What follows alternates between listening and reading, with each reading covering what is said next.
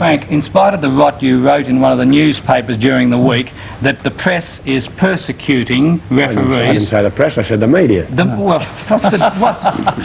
What is the difference? The press, the media, what is the difference? You wrote in the papers that Gary Cook was persecuted, and I object to that word. I've underlined it. Look, Gary Cook represents all the referees as far as I'm concerned. And so in your broadcast of the match last week, you called, and I gave you a rap in the mirror for this, you called the offside play between Brennan and Quinn. That's right.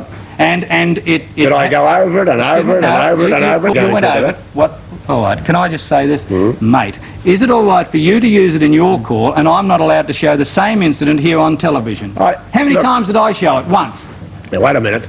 It's the combined efforts of the media. Well, I'll be quiet and radio can cover it. Is that all right? Look, the point I make is this. When you show a thing over and over and over... I didn't show it over and over again. Well, all right. When the thing is shown over and over and over like that... Who by? By the media. And spoken of over and over again. The fact is, it's not the referee... No, okay, we'll only print one copy of one paper to read about the report of what Cook did. Be sensible.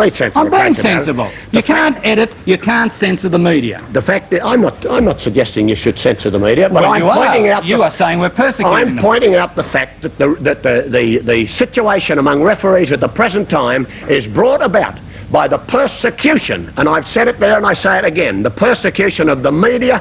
Wouldn't you like to substitute the words, the reporting of what happens? If it doesn't happen, I can't talk about it. The fact is, when a thing happens, who are we judging? The referee or the player who made the mistake? The referee who misses something or the player that makes the mistake?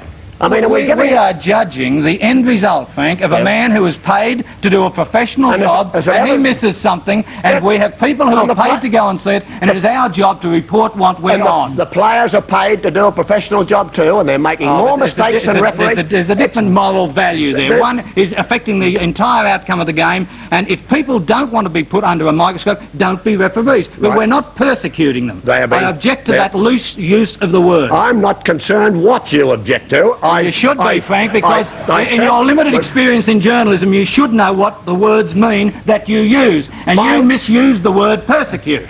I said persecute, and I mean persecute. What does persecute mean? To unjustly attack.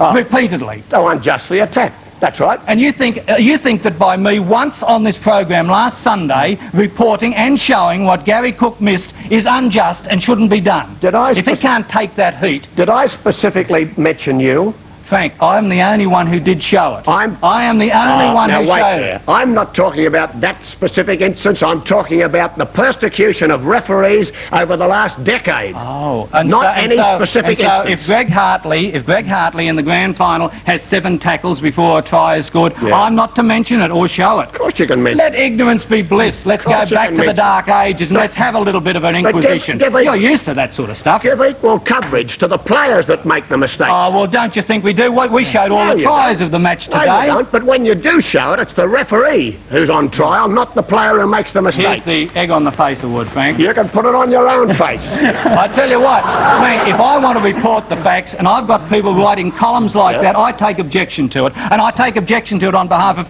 everyone that covers football. Well, you speak for yourself. I'll speak for myself and everything that I wrote. Don't you write about newspaper and television reports in a newspaper column like that, which is a load of garbage, because you obviously don't know the meaning of the word. Well, you just watch me if you tell me not to do it. You just watch me. If I feel so inclined, I will write that. Well, you're one of the yes men of Phillip Street. That's your problem, Frank. You see no evil, hear no evil, and speak no evil, and now you're writing bulldust. I've already pointed out evil.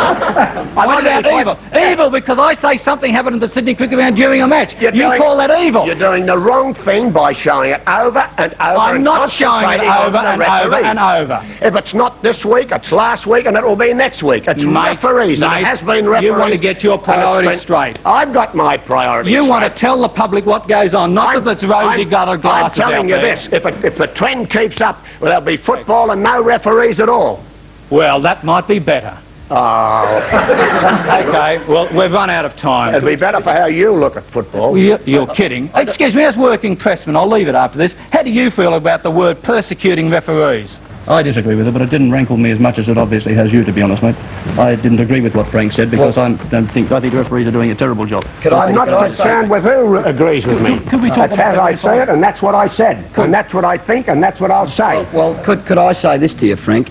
That the referees director, Eric Cox, is one man who certainly doesn't think that the media has persecuted referees. He is the boss of the referees. That's right. And he certainly doesn't think that. He's not out there copying it. Well, maybe he's not out there, but he has been out there. He is the director of referees, and there aren't any referees that I'm aware of that have rung me or any of my colleagues to argue about the reports that have been written about what has happened on the field. They're not the type of men to do it. They're a special type of man, a referee, and I tell you what, most of them are a credit to the game. Well, no one's saying they're not. Criticism, it's persecution as far as I'm concerned. We only said there was a forward pass. What else have we said? Well, really, what have we? It's been going on for 10 years. You're taking this specific instance of Gary Cook. I'm talking about what's been happening to referees over the last decade. Okay, from now on, okay, folks, no more talk about 7 tackles. No. Just before we go, I don't want to talk about referees, but I just have one thing about the grand final, just harking back for 1 minute.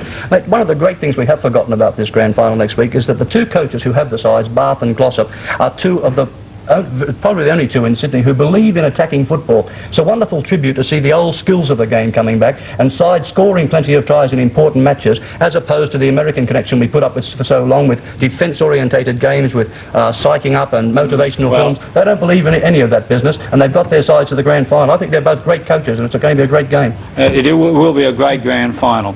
All right, let's have the soccer pools results now, and as you hear, the panel by and large is split between St George and Canterbury. Here is Kim Rann with the soccer pool results.